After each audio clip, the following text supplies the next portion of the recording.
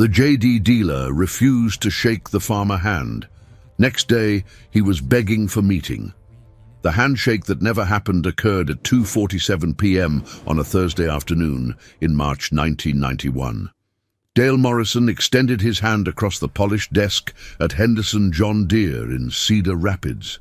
The dealership's general manager, Rick Paulson, looked at Dale's calloused palm like it was contaminated. Yes, I understand. Mr. Morrison, I don't think you understand your situation here.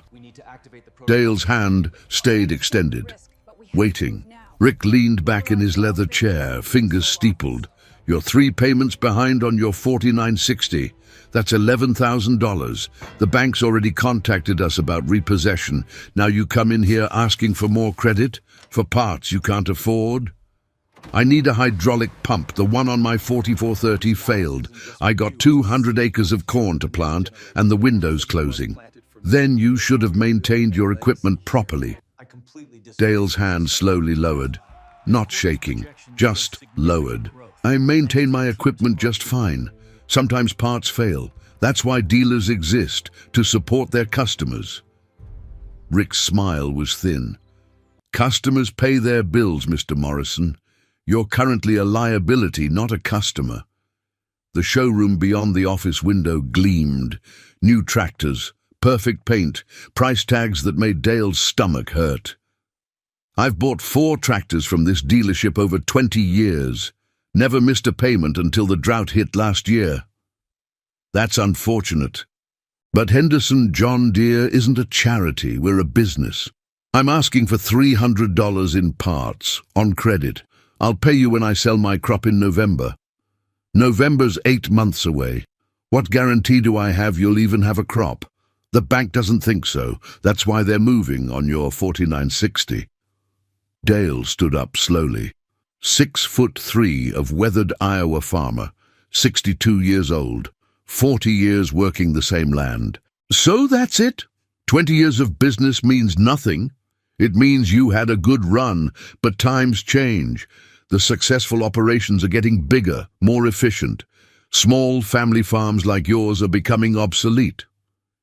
Rick stood too, extended his own hand, professional courtesy for ending an unpleasant meeting. Dale looked at that manicured hand, looked at Rick's face, the condescension, the dismissal.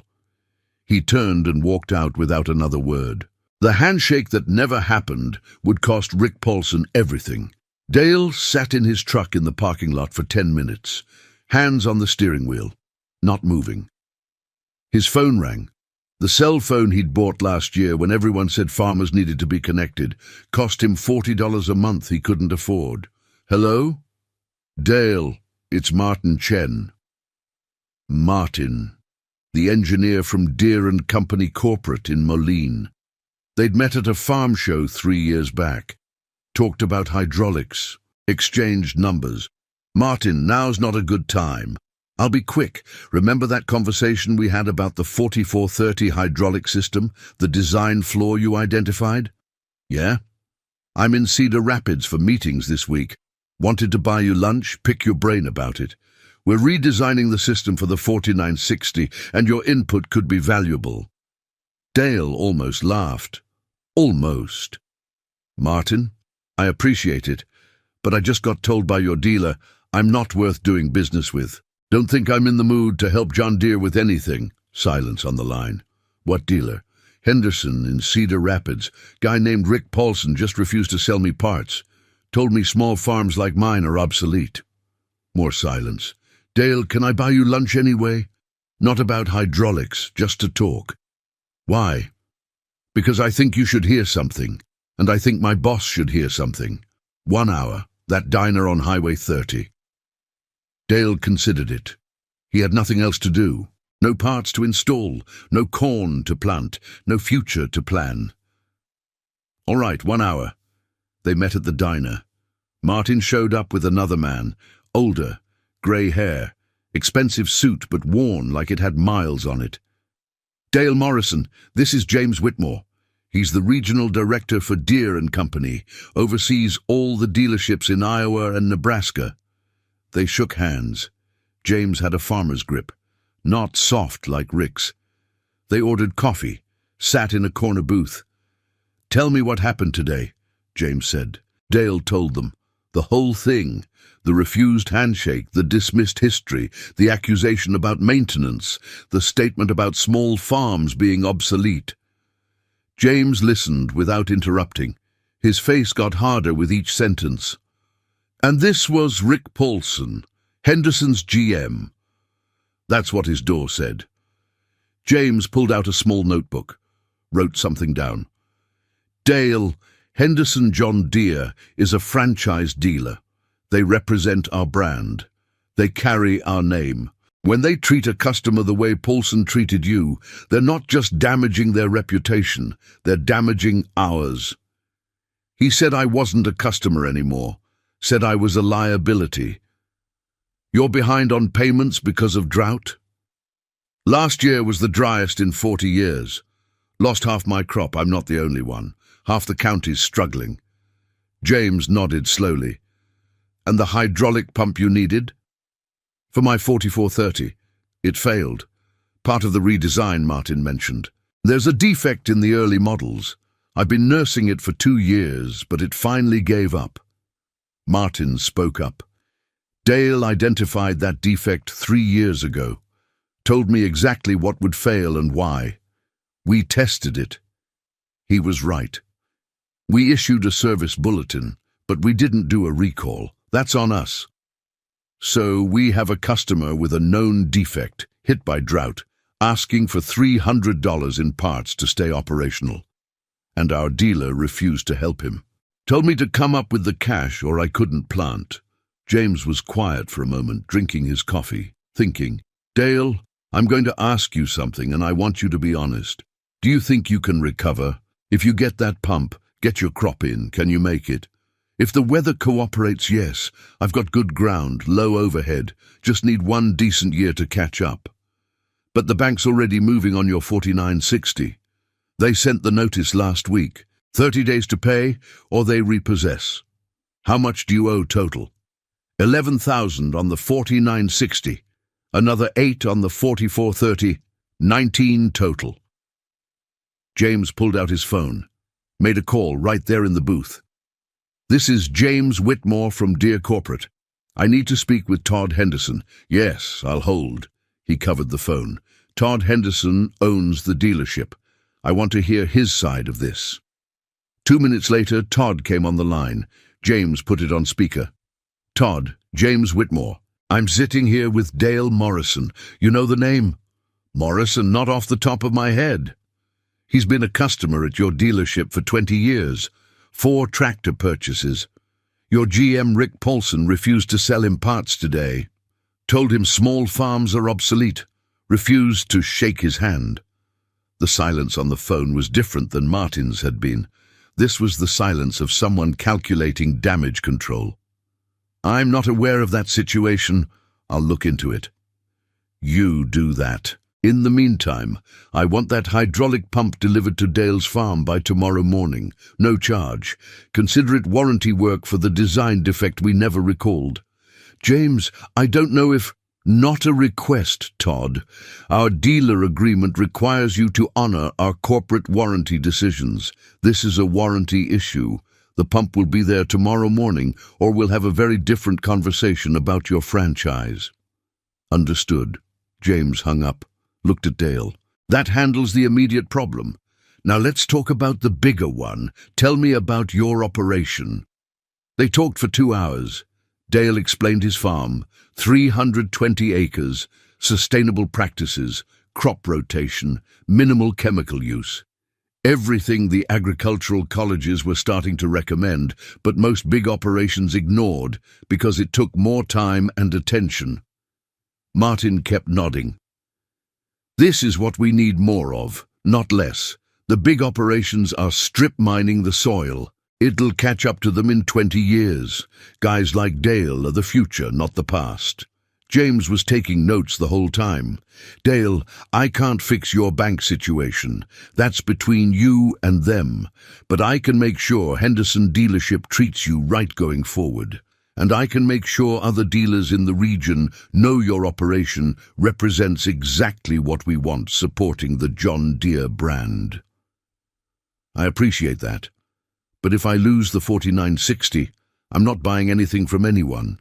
Give me 48 hours. I'm going to make some calls. They shook hands. This time, someone wanted to shake Dale's hand. Actually, wanted to. Dale drove home. The sun was setting over his 320 acres.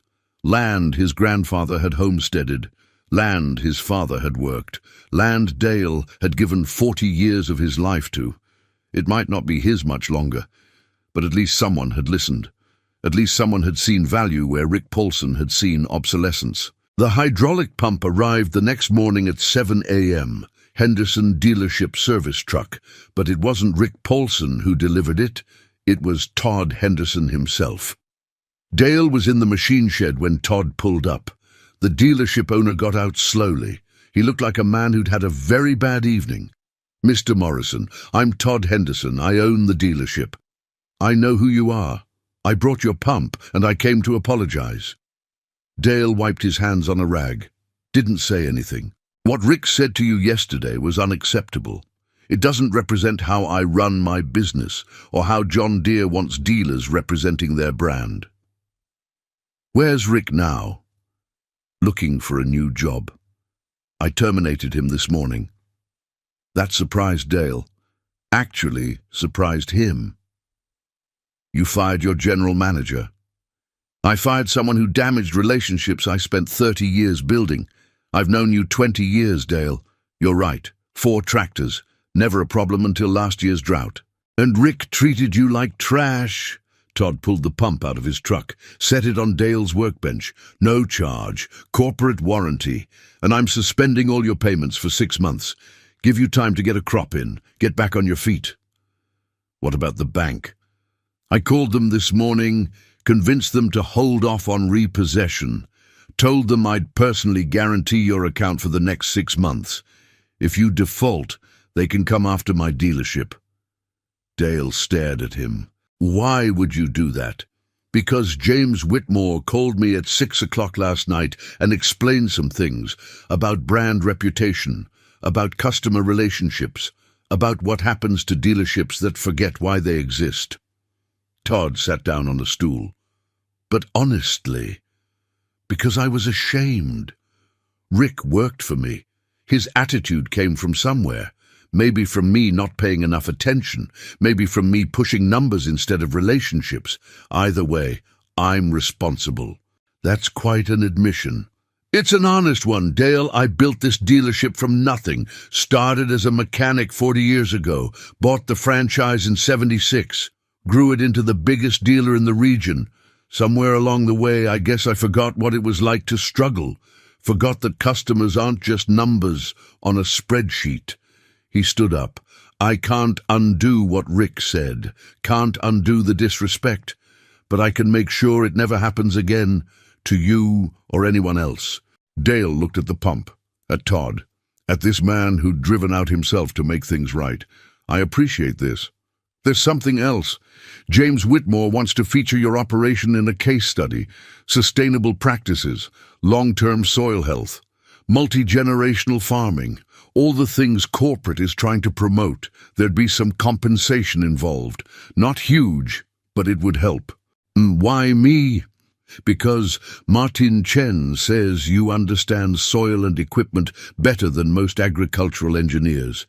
Because your operation represents what they want the industry to look like in 20 years. Because, frankly, you're exactly the kind of farmer they should have been supporting instead of dismissing." Dale thought about Rick Paulson, about that refused handshake, about being called obsolete. 24 hours ago, he was finished. Today, corporate directors were calling him the future. "I'll think about it." "Fair enough. I'll let you get to work. That pump should have you running by noon." Todd walked back to his truck, stopped at the door. "Dale, I know trust isn't rebuilt in a day, but I hope you'll give us a chance to earn it back." "Bringing the pump yourself is a start." Todd nodded and drove off. Dale installed the pump. 3 hours of work. By noon, the 4430 was running smooth. He could plant. The phone rang that afternoon. It was James Whitmore again. "Dale, I've been talking to people, bank presidents, ag department heads, land-grant university professors, telling them about your operation, about sustainable practices, about multi-generational land stewardship, and the bank's wiping out your late fees, restructuring your loans at a better rate. The university wants to bring students out to your farm for educational tours. The county extension office wants you to speak at their winter conference." Dale sat down. His legs suddenly felt weak. "James, I don't understand. Yesterday I was getting shut down. Today everyone wants to work with me?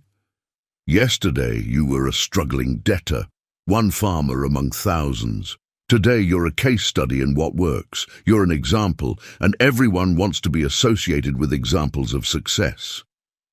I'm not successful. I'm barely hanging on. You're successful at the things that matter: soil health, sustainable yield, low-input farming, generational continuity. The big operations can't figure that out. They just throw money and chemicals at problems. You actually understand the land." Dale didn't know what to say. "I'm just farming the way my grandfather taught me." That's exactly why it works. That knowledge didn't come from a textbook. It came from decades of paying attention, of learning what the land needs instead of what the salesmen want to sell you. They talked for another hour. James wanted Dale's input on equipment design, on dealer relationships, on how corporate could better support mid-sized, sustainable operations. "We've been chasing the big farms," James said, "the 10,000-acre operations, the industrial guys. But they're not loyal. They switch brands for a 2% discount. Guys like you stick with what works. You build relationships. You're the foundation of this industry, and we've been ignoring you. Your dealer sure did. My former dealer's general manager, Todd, fired him. And I'm meeting with every dealership in the region next week, making sure they understand that customers like you are exactly who we want to keep." After the call, Dale walked out to his fields. The 4430 was sitting there, ready to plant. The hydraulic pump was humming perfectly. 24 hours ago, this tractor was useless scrap metal. His farm was circling the drain. His future was gone. Now the pump was fixed, the loans were restructured, corporate wanted his expertise, the university wanted his knowledge, all because he refused to accept Rick Paulson's handshake, refused to accept being dismissed. The irony wasn't lost on him. Rick Paulson's career ended with a refused handshake. Dale's nearly did too, but walking away with dignity and tact turned out to be worth more than any handshake Rick could have offered. Dale planted his corn that week. All 200 acres, weather cooperated. By July, the crop looked good. By September, it looked great. He harvested in October. Best yield in 5 years. Enough to catch up on everything. Enough to feel secure again. The university brought students out in November, 20 agriculture majors. Dale showed them his crop rotation, his soil testing methods, his minimal tillage approach. "This is what sustainable farming looks like," the professor said. "This is the future." One student raised his hand. "Mr. Morrison, why doesn't everyone farm this way? Takes time, takes attention, takes being here every day, paying attention to what the land needs instead of what's convenient. Big operations can't do that. They've got too many acres to manage that carefully." "So small farms are better?" Dale thought about Rick Paulson, about being called obsolete. "Small farms aren't better. They're different. They serve a different purpose. Mass production has its place, but so does craftsmanship, so does stewardship, so does actually caring about the land instead of just extracting from it." The students took notes, asked questions. Several said they wanted to farm like this someday. After they left, Dale stood in his field, 320 acres, not impressive by modern standards, but sustainable, profitable. His phone rang, unknown number. "Hello? Mr. Morrison, this is Rick Paulson." Dale almost hung up. Almost. What do you want? I wanted to apologize for how I treated you, for what I said. Little late for that. I know, but I've had 6 months to think about it, about what I said, about how I treated you. You get another job? Not in farm equipment, I'm selling insurance now. Turns out word gets around when you disrespect customers. Nobody in the ag industry wants to hire me. Dale didn't respond. I learned something, though. Learned that how you treat people matters. That relationships matter. That just because someone's struggling doesn't mean they don't have value. You learned that after it cost you your career. Yeah, expensive lesson. But maybe I needed to learn it. Why are you calling me? Silence. Because I heard you're doing well. Heard corporates featuring your operation, heard you're speaking at conferences, and I realized I was completely wrong about everything I said to you. You were. Small farms aren't obsolete. I was just too arrogant to see their value. Dale looked at his fields, at his farm, at 40 years of work that almost ended because one man couldn't see past his own assumptions. Rick, I appreciate the apology, but I'm not interested in absolving you. You need to figure that out yourself. I understand. But I will say this. You taught me something too. Taught me that my value doesn't depend on whether people recognize it. It exists whether they see it or not. That's more generous than I deserve. It's not generous, it's just true. Good luck with the insurance business. Dale hung up.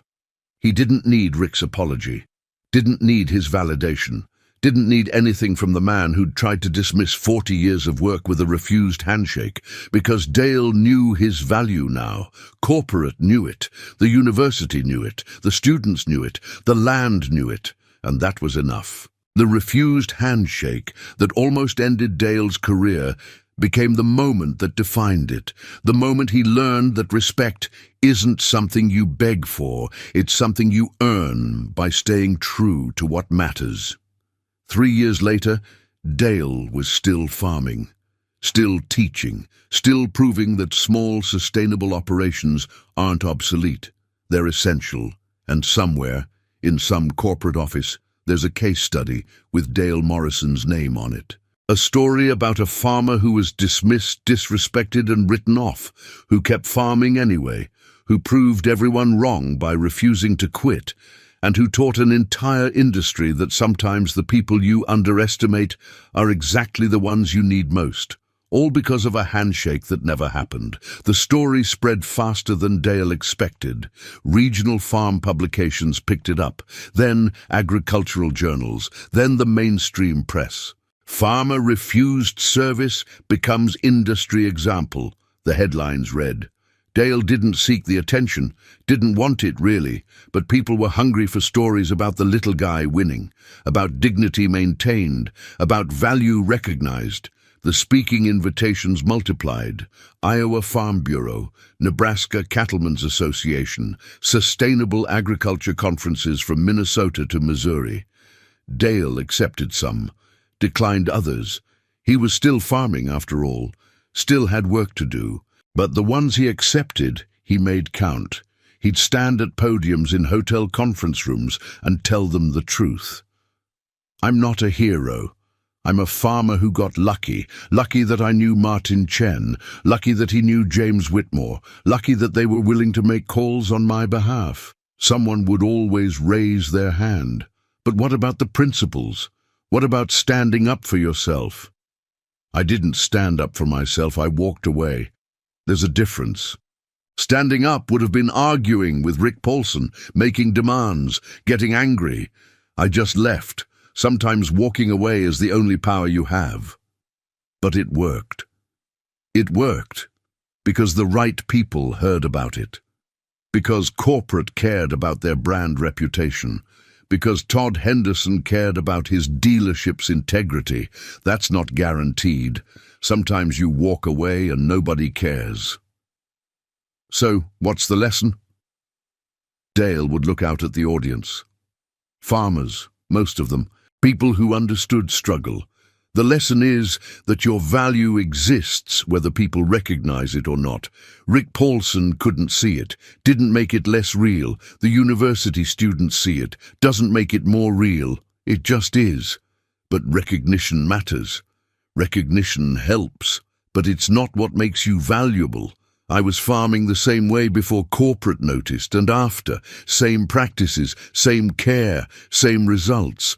The only thing that changed was who was paying attention. Those speeches resonated. Farmers would come up afterward, shake his hand, actually shake it, and tell him their own stories. I got dismissed by my feed supplier last year. Told them about it, but nobody with power cared. Bank tried to force me into a refinance I couldn't afford. I walked away, found another bank. Dealer told me my equipment was too old to service. I learned to fix it myself. Stories of dismissal, of disrespect, of being written off.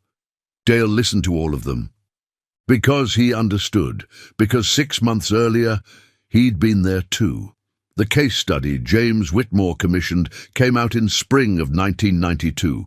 12 pages in the Deere & Company internal magazine. Photos of Dale's operation, detailed analysis of his sustainable practices, projections showing his methods could work on a larger scale. Multi-generational stewardship, a model for sustainable agriculture, the title read. Dale's phone rang constantly for weeks after publication. Other farmers wanting advice, corporate engineers with questions, journalists wanting interviews. Linda finally made him get an answering machine. Dale, you can't talk to everyone. You've got corn to plant. They're asking good questions, though, and you can answer them later. Right now, you need to work. She was right. He always needed to work. That was the reality of farming. Recognition didn't change that. Success didn't change that. Nothing changed the fundamental requirement of showing up every day and doing the work. He planted that spring with students watching. The university had arranged a semester-long partnership. Agricultural engineering students would spend 1 day a week on Dale's farm, learning practical applications of sustainable methods. The first day, 22 students showed up. Dale looked at them all standing in his machine shed. Anyone here grow up on a farm? 3 hands went up. The rest of you are city kids? Nods all around. All right, first lesson. Farming isn't romantic. It's not Instagram photos of sunsets and baby animals. It's oil under your fingernails. It's equipment that breaks at the worst possible time. It's weather that doesn't cooperate. It's markets that don't make sense. It's work that never ends. One student raised her hand. Then why do you do it? Dale smiled. Because it matters. Because food doesn't grow itself, because land needs stewardship, because there's dignity in work that serves a purpose bigger than yourself. That sounds romantic. Maybe it is, but it's also true. They worked that day. Real work, not observation, not note-taking. Work, installing irrigation lines, repairing fence, calibrating planter settings, the unglamorous foundation of farming. By afternoon, they were dirty, tired, and asking better questions. Why do you test soil every year instead of every 3 years, like the Extension Office recommends? Because my land's different than my neighbor's land. My fields are different than each other. Testing every year lets me adjust. Costs more up front, saves more long-term. Why do you rotate crops this way instead of the standard corn-soybeans rotation? Because adding wheat and cover crops builds soil health. Takes 5 years to see the benefit, but the benefit compounds. 30 years of this rotation, and my soil's better than it was when my grandfather farmed it. That's not what the textbooks say. Textbooks are written by people who need results fast enough to publish.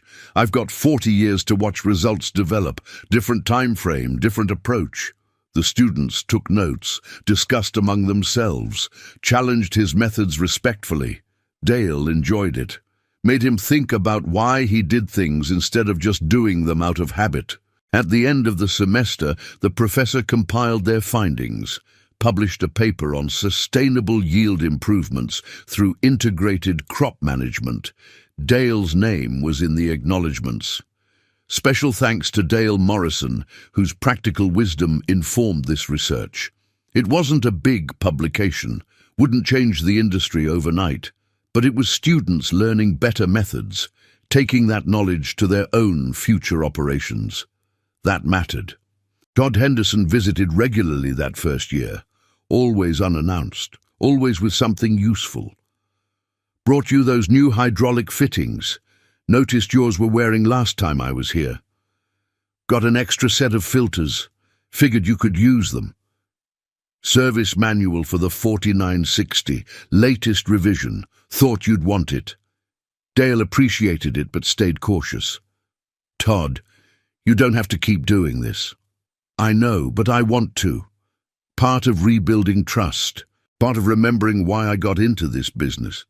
They'd sit in the machine shed and talk equipment, design flaws, improvement possibilities, what worked in the field versus what looked good on paper. You know what Rick couldn't see? Todd said one afternoon. That guys like you are our R&D department. You find the problems, you improvise solutions, you tell us what actually works. Corporate spends millions on engineering. You spend 40 years paying attention. Not sure that's worth millions.